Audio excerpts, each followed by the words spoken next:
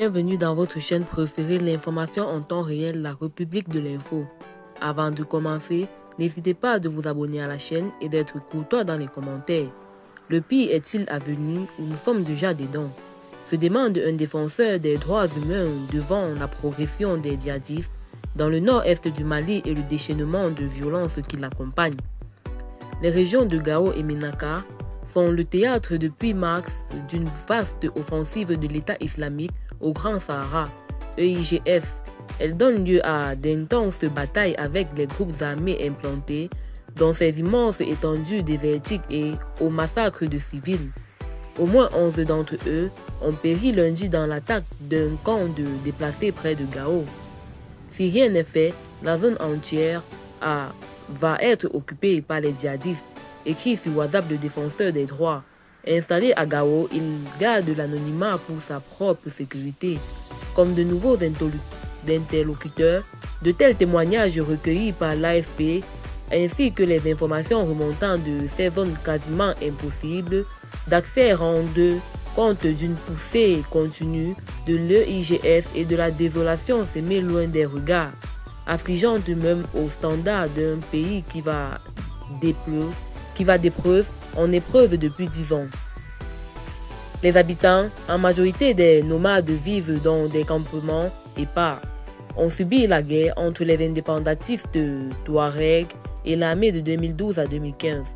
Ils sont à présent pris sous le feu des combats de l'EIGS contre les rivaux enrôlés sous la bannière d'Al-Qaïda, contre les anciens indépendantistes qui ont signé la paix en 2015, ou encore contre les loyalistes qui combattaient autrefois les indépendantistes.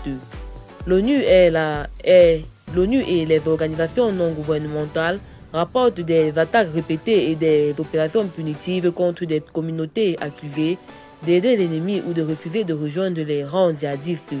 Human Rights Watch relatait en octobre que les groupes ayant fait allégeance à l'EIGS avaient menacé des centaines de villageois.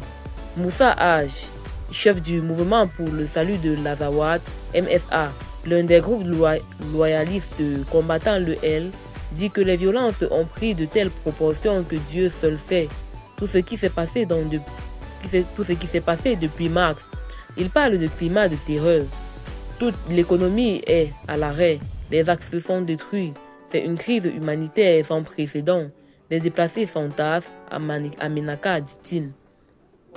Ménaka, Gao, Anzongo, les populations se déplacent en masse vers les villes où leurs arrivées causent des tensions ou vers les camps, y compris de l'autre côté de la frontière avec le Niger. Un maire de la région de Ménaka raconte que dans sa commune, il n'y a plus personne. Eh bien, c'est tout pour cette note d'information. N'hésitez pas à mettre en commentaire vos impressions et à très bientôt pour une nouvelle note d'information.